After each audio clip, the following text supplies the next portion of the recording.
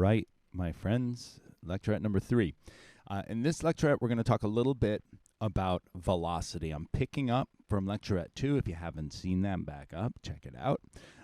We've got this 1 bar beat now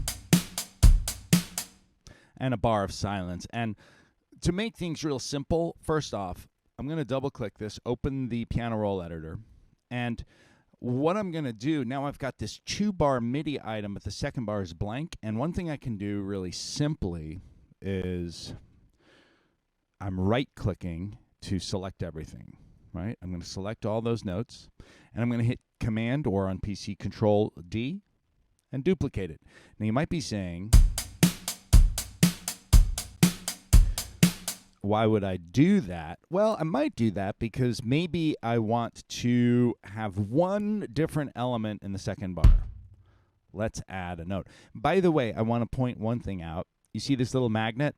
That means snap to grid.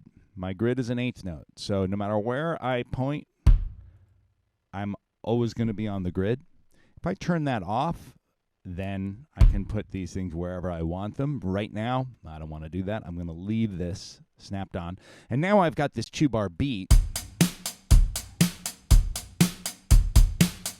Let's leave it like that for now. Now, one thing you're going to notice is, I mentioned in a previous video, the velocities are all at the top. So let's talk about velocity for a moment. Velocity is sort of a strange term which describes, I guess you can think of it as the speed at which either a mallet hits a drum or your finger hits the piano. It's a way of controlling loudness for MIDI instruments. It is not the only way. It is a way that is used especially with instruments whose dynamic is controlled exclusively by their attack. So think of a piano, think of a drum. Think about instruments that once you hit the note, there's no way to control the dynamic afterwards, right? Piano, a drum, maybe a plucked string instrument, a guitar would be an instrument. All of those MIDI instruments tend to be controlled by velocity, but we'll look at other ways dynamics are controlled later on. So when we look at all this, if I just would select, like, if I just look at the hi-hat notes, like, no human's ever going to play like this. Velocity goes from 0 to 127. These are all 127. If I just start dragging, now I can do this in one of 2 ways. I can drag it down here in the velocity lane, or if I hit Option, which I think is Alt on PC, I can drag up and down like that. And even doing this almost randomly will net you a better result than just doing nothing, right? So we will kind of just mix things up a little bit here, and we'll see what we get. Now, with the drums, the kick and the snare, oftentimes that really strong kind of rock beat is going to have pretty high velocities. But imagine if we wanted to have like a little ghost note after one of these hits,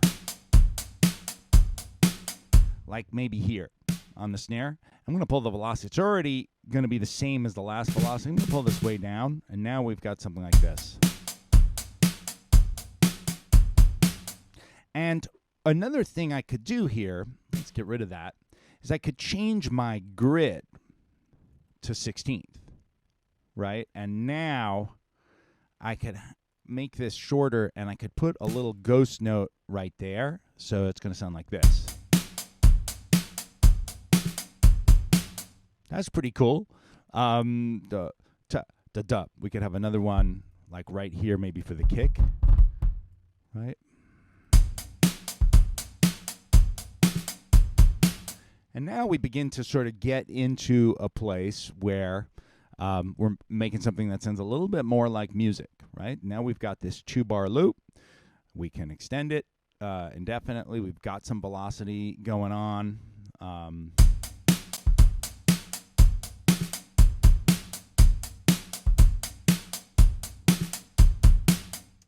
And I'm going to just let that marinate with you a little bit.